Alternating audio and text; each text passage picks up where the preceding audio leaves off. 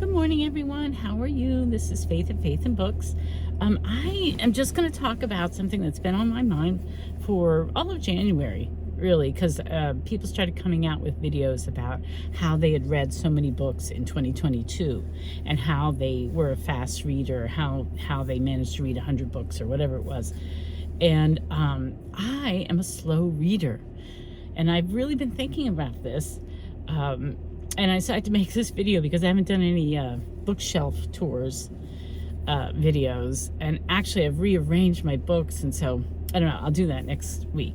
But I've really been thinking about this, why I am a slow reader and why I'm just okay with it, you know, because a lot of the suggestions they would make, like bring a book with you everywhere and listen to audiobooks, I do those things. I have dedicated time each day that I read. I do all the good things, but I'm still really slow. So I think there are certain factors. Oh, I even wrote them down. Where did I put them? Oh, yeah, just to keep me on track. Yeah, the first thing is I'm just a slow reader. I remember in high school they tested our reading, and I thought, oh, I'm going to be a really fast reader because I've been a bookworm since I was 4. But I was surprised I was only slightly above average. So I mean, which is good. I mean, it's all relative too, isn't it?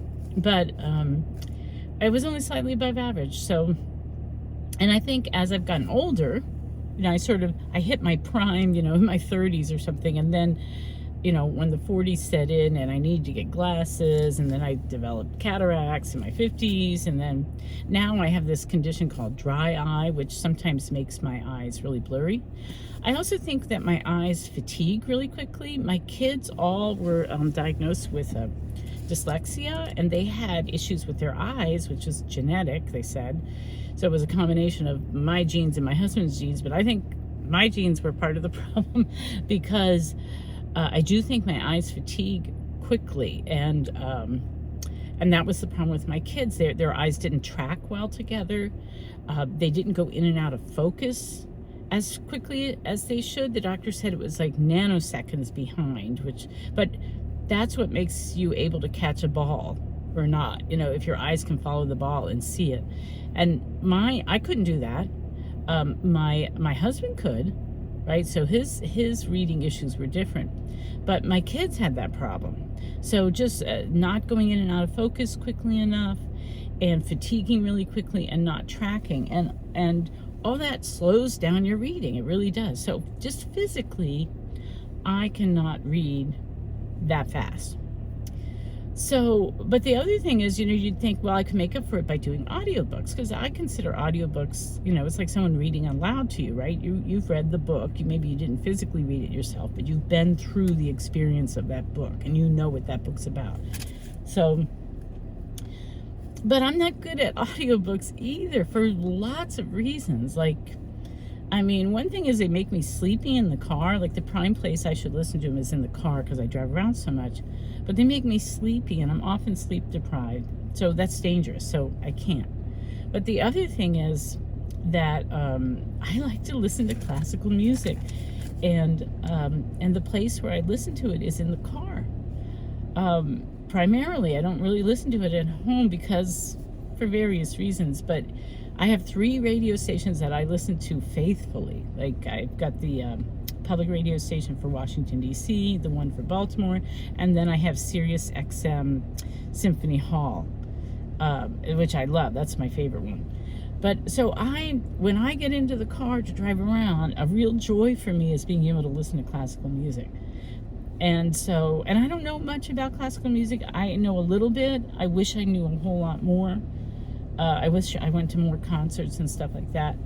But it's a real thing for me. And so a lot of times I don't want to listen to my audiobook. I prefer to listen to, especially if I'm sleepy, I prefer to listen to the music, right? So I have a competition going on against the audiobooks.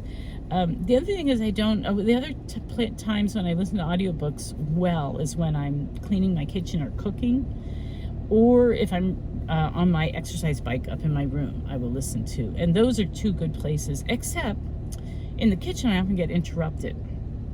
My problem with audiobooks is I get distracted and I stop listening, and I don't realize I've done that, and then I come back and I realize I've just missed a chunk.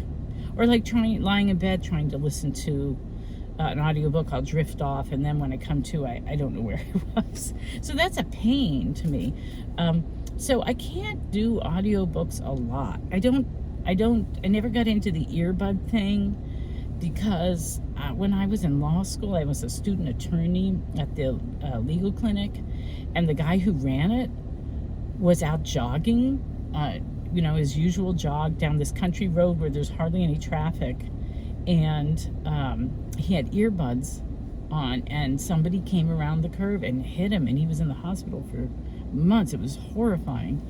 So I've always been a little bit nervous about, also when I had young children, I wanted to be able to hear them crying or whatever. I didn't want to put them on then.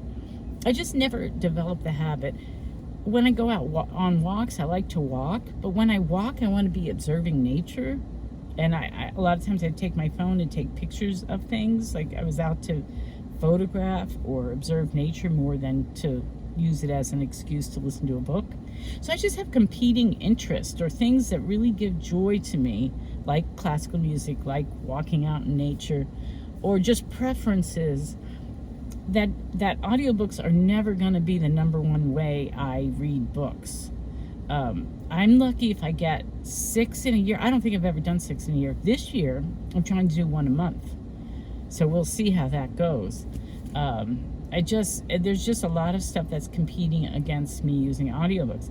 And I saw one video of a woman who was busy. She had 2 part-time jobs. She had kids. But one of her part-time jobs, I think, let her listen to audiobooks. Like maybe she was like somebody who like stays overnight for somebody, for like an elderly person or something. And also her commutes. And she would listen to these books and she would speed up. I think a lot of people who read a lot of books speed up the audiobooks. And I find that like fingernails on a chalkboard. I do not like sped up voices because I think as a child I had a fever or something and people's voices were coming at me really fast. And I've never liked that sound.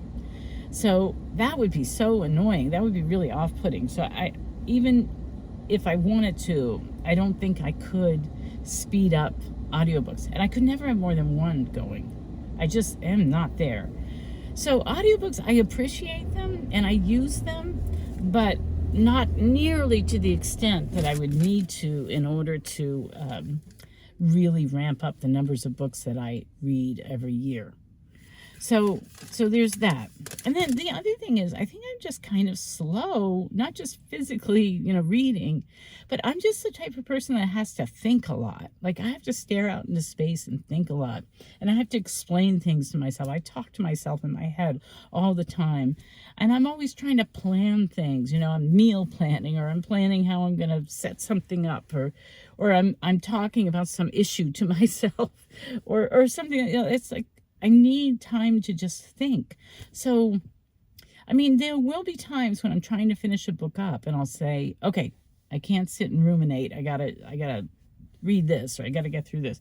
But I need some sort of pressure to make me not sit and think so much. And that's just the way I am. And I don't see the need to really change that. Although sometimes it can get in the way. Sometimes it makes me too slow. So I have to find a balance. But there's just times when I don't want any distractions, or I don't want to have to fall into the world of a book, but I want to think through things myself that are going on in my own life. So, and there's other competing things too. Like I like to garden, and I'm seed starting right now, and I've got to go run errands to get that going. And gardening takes up a lot of my thinking and a lot of my time. And now sometimes I'll try to listen to an audiobook when I'm out in the garden weeding or something. But I can only do a little bit at a time because, again, I get distracted. And I do other things like I do, this year I'm doing the Catechism in a year. I usually have a very long-term project that takes time, and it's like a year long. Like last year I did City of God. We read the whole City of God in a year. The year before, I did the Bible in a year. This year, I'm doing the Catechism in a year. So I have these long-term projects of reading reading real chunksters. And that takes time. But of course, that means I'm only reading one thing. I'm only reading one book, the Catechism, this year. But it's this huge, really hard to get through book. And I'm going to do it slowly. Well, that's only one book. So if you're just counting quantity, that's just going to have a value of 1, when really it's got a whole, if you're looking at it from a different perspective, not quantity, but quality, then that's different. And so maybe I'm going more for quality over quantity. And I'm also just started a Bible study. So that is taking 2.5 hours. It takes me an hour to do the reading and work through the workbook and watch a video. And then the next night, it's an 1.5 hour group discussion. So right there, that's 2.5 hours of reading time that I'm doing something else, So I don't know. I think the most books that I can remember reading, and I might be wrong, because again, I don't often keep track of how many books I read, or I'm not very good at it. It's not always the most accurate number. I think last year I read about 45, but I could be off by 1 or 2. Like I might have read 1 or 2 more that I just didn't record. I think that back when I was doing read 52 books in 52 weeks, which I did that about 8 years, I think only once did I get above 52. I got 55, I think. The first year I was on book 2, or maybe the second year I was on book 2, but I might have done more, but I don't remember. So yeah, I mean, usually it would be like 48 or 50. I just never, and I'm somebody who sees reading as my hobby.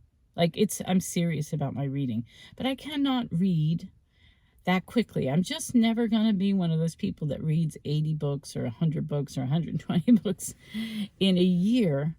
And that's okay. I think it's okay. I think if you're a reader, to me, you're a reader if you consider books a regular part of your life. Even if it's just reading, like I know my sister, one of my sisters reads the Highlander books, but she's incredibly busy. She's got health problems. Her husband has health problems. She's working. I mean, she's just incredibly overwhelmed. So if she gets to it once a month or something, that's great, right? She's still a reader. It's still something she really enjoys doing. It's something she enjoys talking about, thinking about, and it is a regular thing she wants to do. It's just life doesn't allow her to read that much, So, so that's just, that's how I think of it. And people do it all different ways. I have a son who mostly listens to audiobooks. That's how he does stuff. I have another son who doesn't read very many books in a year, but of course he's in school. But he'll pick up an amazing book and read it suddenly because he's interested in the topic.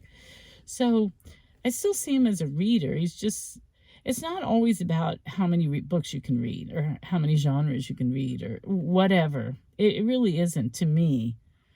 It's about enjoying reading and seeing yourself as a reader, somebody who likes to have a regular time that you dedicate to sinking into a book.